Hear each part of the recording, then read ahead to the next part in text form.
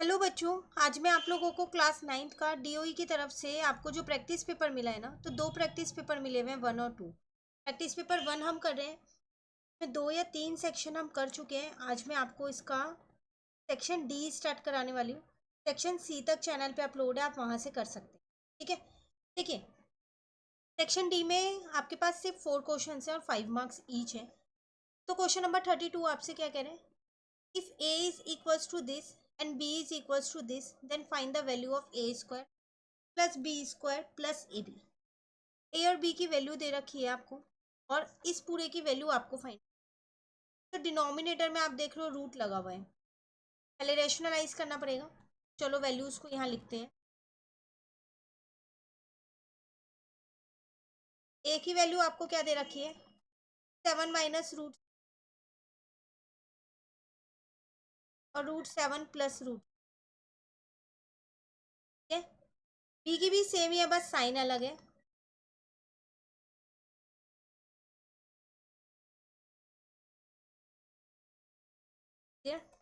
तो रेशनलाइज करते हैं।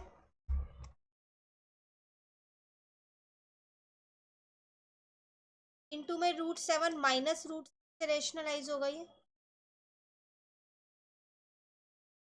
यहाँ पर भी √7 माइनस रूट, तो ऊपर तो √7 माइनस रूट का होल स्क्वायर हो गया। यहाँ पर a प्लस बी और a माइनस बी वाली आइडेंटिटी लग गई, a स्क्वायर माइनस का b स्क्वायर। ठीक है, आइडेंटिटीज मैं यहाँ साइड में लिख रही हूँ, एक बार जोन से भी यूज करने वाले हैं हम, ये हम कर चुके हैं और एग्जाम में आपको भी लिख के आनी है। अब यहाँ पर a माइनस बी के होल स्क्वायर की भी यूज होगी न्यूमरेटर में।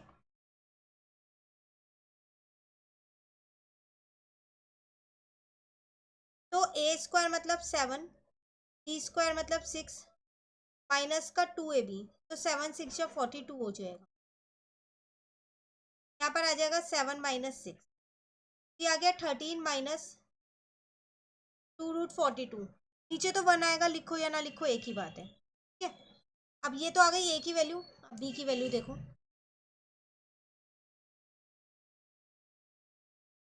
तो रैशनलाइज करते टाइम यहाँ प्लस से होगा,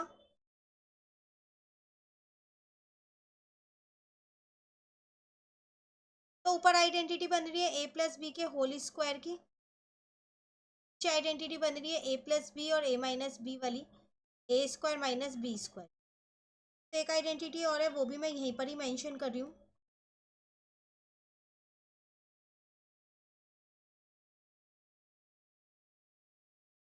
तो a स्क्वायर मतलब 7 प्लस का 6b स्क्वायर प्लस का 2ab हो जाएगा।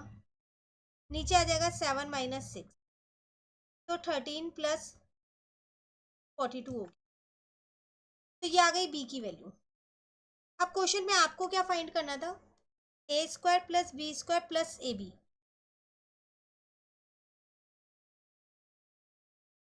ए स्क्वायर मतलब 13 माइनस 2√42 का होल स्क्वायर, बी स्क्वायर मतलब 13 प्लस 2√42 का होल स्क्वायर, और ए बी का मतलब 13 माइनस 242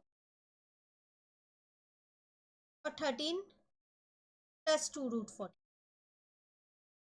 ठीक है, फिर आइडेंटिटी ए स्क्वायर बी, ए माइनस बी के होल स्क्वायर की और ए प्लस बी के होल स्क्वायर की लगेगी। तो 13 का स्क्वायर हो जाएगा 169 प्लस 2 का स्क्वायर 4 और √42 ही रह जाएगा, माइनस 2ab, 2 इंटू ए इंटू में बी,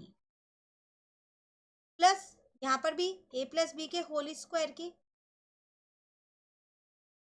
तो प्लस का हो जाएगा 2 इंटू में 13 इंटू में 2ab, ये आ गया पूरा।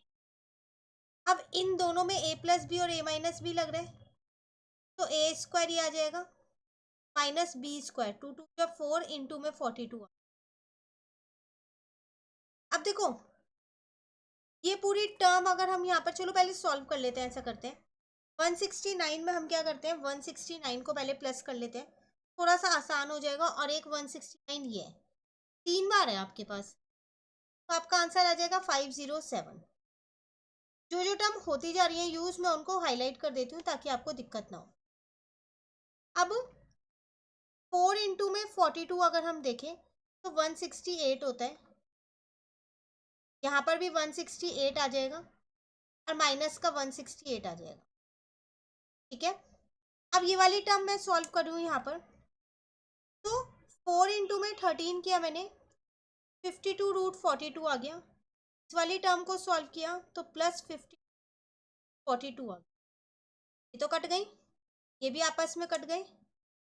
507 प्लस 168, 675 आपकी इसकी वैल्यू निकल। ये पूरा क्वेश्चन था आपके पास। ऐसे क्वेश्चंस आपको आर.डी. शर्मा में मिलेंगे।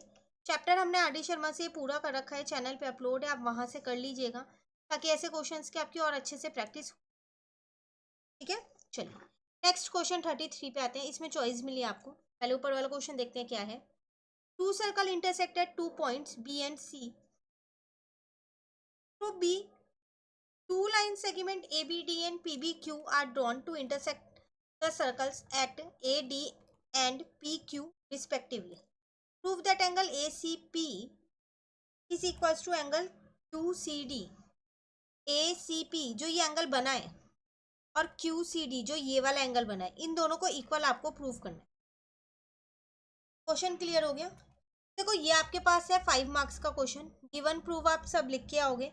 मैं डायरेक्ट सॉल्यूशन करा रही हूँ, पर आपको लिख के आना है। प्रूव में आप यही लिख सकते हैं। गिवन में आप लिख सकते हैं कि 2 सर्कल्स दे रखे हैं जो बी और सी पॉइंट पे इंटरसेक्ट कर रहे हैं। ठीक है, तो सॉल्यूशन हम यहाँ से शुरू करते हैं अपना। सबसे पहली बात, अगर मैं ये वाली कॉर्ड देखूं, और कॉर्ड एपी, ये वाली कॉर्ड देख लूँ। देखो मैं फिगर में ड्रॉ कर रही हूँ ये। तो अगर ये कॉर्ड देखूं तो ये वाला एंगल इस वाले एंगल के इक्वल होगा। PBA जो है वो किसके, ACP के इक्वल होगा। क्यों?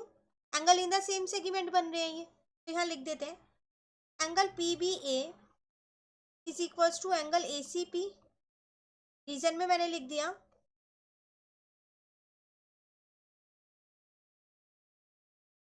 Angles in the